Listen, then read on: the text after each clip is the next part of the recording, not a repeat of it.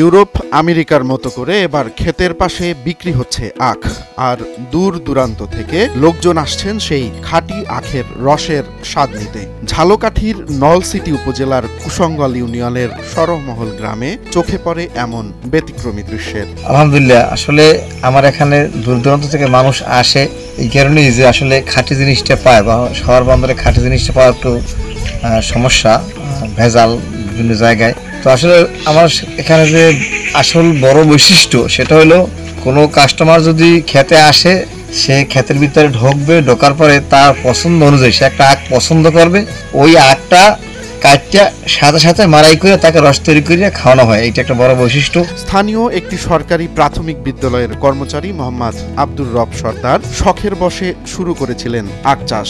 এবার সেই আখ থেকে সংগ্রহ করা খাঁটি রস ক্ষেতের পাশেই মেশিনে ভাঙিয়ে বিক্রি করছেন তিনি। ক্রেতা ও দর্শনার্থীরা সরাসরি মাঠ থেকে আখ পছন্দ করে মেশিনে ভাঙিয়ে রস সংগ্রহ করে নিচ্ছে।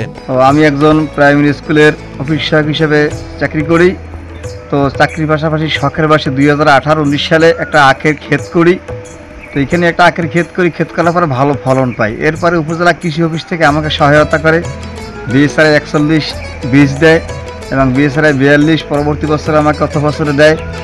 তো সেখান থেকে আমি ভালো ফলন পাই। দেশের বাইরে হর হামেশা এমন দৃশ্য চোখে পড়লেও বাংলাদেশে এমনটি খুব একটা দেখা যায় না। এদিকে নিজের চোখের সামনে ক্ষেত থেকে খাঁটি আখ কেটে রস সংগ্রহ করতে পারায় খুশি হচ্ছেন ক্রেতা ও দর্শনার্থীরা। ক্রেতা যে রকমের চাইবে সে সেই রকমেরই রস খাইতে পারবে, পান করতে পারবে।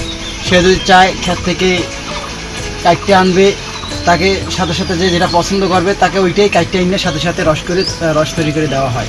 এবং অনেক দূর দূরান্ত থেকে আসে, নলছিটি, তালতলা এবং নাসরমান, মোল্লারহাট, এগুলো বাদেও আরও পটুয়াখালী, পিরোজপুর, আবার বরিশাল থেকে, বরিশাল ভার্সিটি থেকে অনেক ছাত্ররাই এখানে রস খাইতে আসে। শুধু আখের রসই নয়, এর পাশাপাশি মোরগ পোলাও, গরুর মাংসের তেহারি, মুরগির বিরিয়ানি, খিচুড়ি সহ বিভিন্ন আইটেম বিক্রি করছেন তিনি। তো পাশাপাশি আমি এখানে আবার এই যে মোরগ পোলাও, গরুর গোশতের তেহারি, মুরগির বিরিয়ানি, খিচুড়ি, এই আইটেমগুলি শুরু করছি। সেটা আলহামদুলিল্লাহ ভালো সাড়া পাইছে। 4 থেকে 5 জনের কর্মসংস্থানের ব্যবস্থা করেছেন আব্দুর রব। আখ চাষ ও প্রক্রিয়াজাত করার ক্ষেত্রে কৃষি অধিদপ্তরের প্রয়োজনীয় সহায়তা পেয়েছেন বলে জানিয়েছেন তিনি। কৃষি অফিস থেকে আমাকে ভালো সহায়তা করে, তারা খোঁজখবর নেয়। বর্তমান যিনি আছেন শাহিন পারভেজ স্যার সহ উপজেলা কৃষি কর্মকর্তা এবং সাবেক যারা ছিল তারাও খোঁজখবর নিতেন, এবং বর্তমানেও তারা এখানে খোঁজখবর নেয় এবং ভালো নজর রাখেন। শুধু ঝালকাঠি নয়, তার আখের রসের সুনাম ছড়িয়ে পড়েছে সারা দেশে। তাই তো প্রতিনিয়ত বরিশাল, পিরোজপুর সহ দেশের বিভিন্ন স্থান থেকে আখের রস সংগ্রহ করতে আসেন ক্রেতারা। স্কুলের চাকরির পাশাপাশি একজন সহকারীকে নিয়ে বিক্রি সামলান তিনি। আপনার আমাদের হোম ডিস্ট্রিক্ট ঝালকাঠি, পিরোজপুর, ভোলা, পটুয়াখালী, বরগুনা এবং বিভিন্ন জায়গা থেকে এখানে রস খাইতে আসে।